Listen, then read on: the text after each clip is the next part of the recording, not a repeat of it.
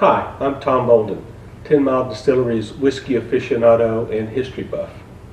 The inspiration for the latest release in our Revolutionary War whiskey series is the Battle of Ridgefield. The war had been dragging on for several years and the British were starting to get frustrated.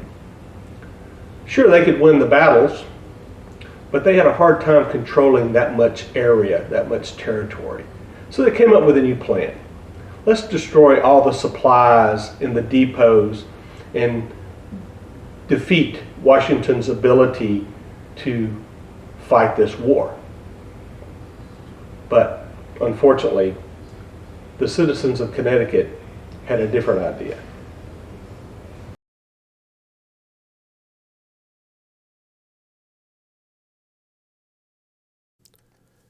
Connecticut had become a crucial supply hub for the Continental Army, with warehouses in Danbury packed full of everything from beef and pork to shoes, tents, and gunpowder. On April 25, 1777, British Major General William Tryon landed at Campo Beach with 1,800 British and Hessian troops. The mission seemed straightforward: march to Danbury, burn the supplies, and get back to the ships before anyone could organize a response. What the British kept underestimating was how quickly Americans could mobilize. As soon as Tryon's forces started marching inland, church bells started ringing across the countryside. Riders galloped from town to town with warnings.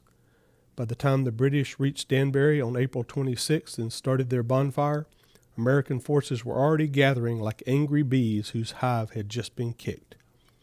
Leading the American response was 67-year-old Brigadier General David Wooster, a veteran who'd fought in the French and Indian War decades earlier.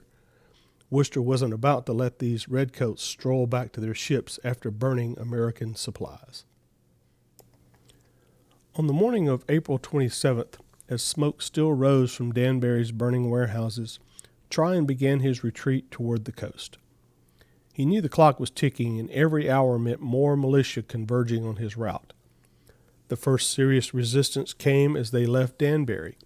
General Wooster, with about 200 men, started harassing the British rear guard through the village of Bethel. Then Wooster did something that was either incredibly brave or incredibly reckless. Seeing a chance to hit the British column hard, he spurred his horse forward and shouted to his men, "Come on, my boys, never mind such random shots."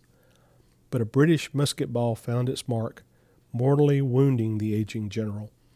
His last words, according to witnesses, were, "I am dying, but with a strong hope and persuasion that my country will gain her independence." Wooster's death sent shockwaves through the American ranks, but it also lit a fire under them. Nobody was letting the British walk away after that.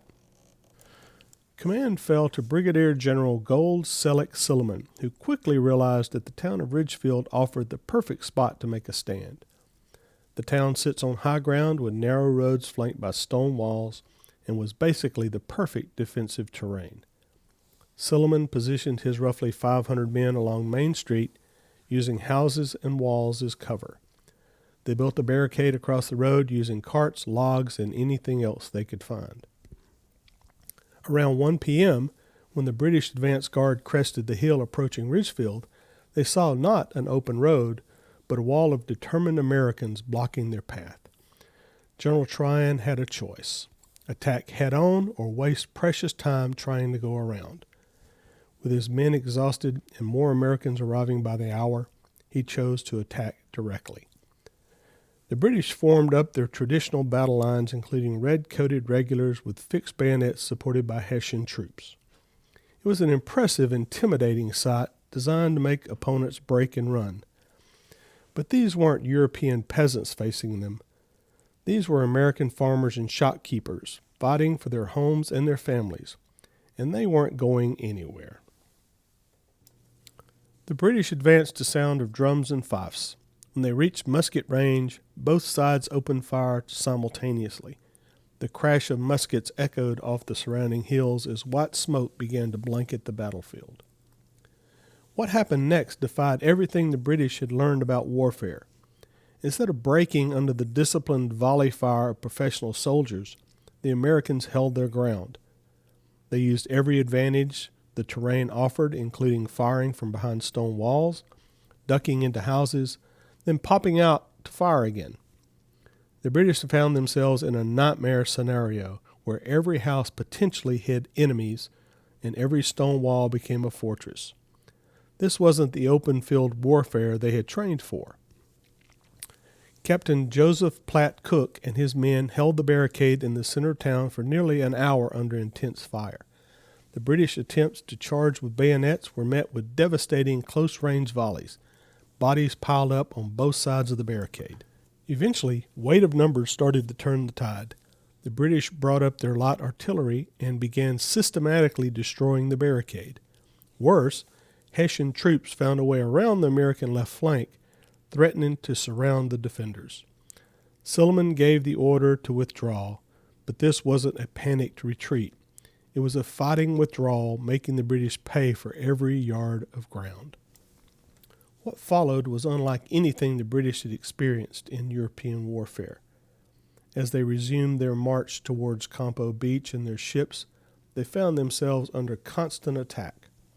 American militia would emerge from forests and farms, fire deadly volleys, then disappear before the British could respond.